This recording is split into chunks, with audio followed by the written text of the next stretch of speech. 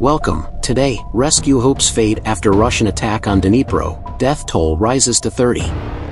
Ukraine saw little hope of pulling any more survivors from the rubble of an apartment block in the city of Dnipro on Sunday, a day after the building was hit during a major Russian missile attack, with dozens of people expected to have died. The regional governor's advisor, Natalia Babichenko, said 30 people were confirmed dead so far and more than 30 were in hospital, including 12 in a serious condition.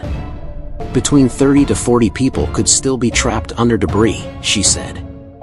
Emergency workers said they had heard people screaming for help from underneath piles of debris from the 9-story apartment block in the east-central city and were using moments of silence to help direct their efforts.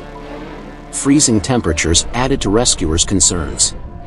A group of firefighters found a lightly dressed woman still alive more than 18 hours after the attack. They carried her to safety in their arms. Dozens of grim-faced residents, both young and old, watched in horror from the street. A body was retrieved by firefighters and lifted from the ruins on a stretcher using a crane.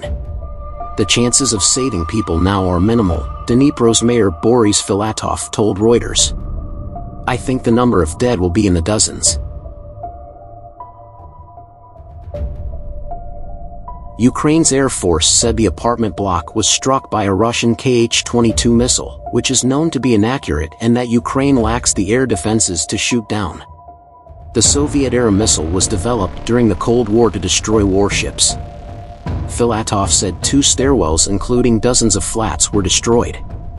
Russia fired 2 waves of missiles at Ukraine on Saturday, striking targets across the country as fighting raged on the battlefield in the eastern towns of Soledar and Bakhmut. Moscow, which invaded last February, has been pounding Ukraine's energy infrastructure with missiles and drones since October, causing sweeping blackouts and disruptions to central heating and running water. In a statement on Sunday about its previous day of strikes, the Russian Defense Ministry did not mention Dnipro as a specific target. All assigned objects were hit. The targets of the strike have been achieved, it said. Rescuers toiled through the night searching for survivors. On Sunday morning, they could be seen punching and kicking through heaped mounds of smashed concrete and twisted metal.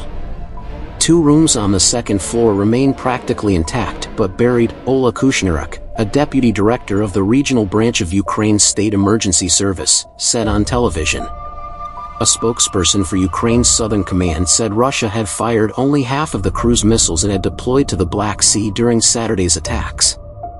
This indicates that they still have certain plans, said the spokesperson, Natalia Humeniuk. We must understand that they can still be used. In his nightly address after the strike, Zelensky called on Western allies to supply more weapons to end Russian terror and attacks on civilian targets.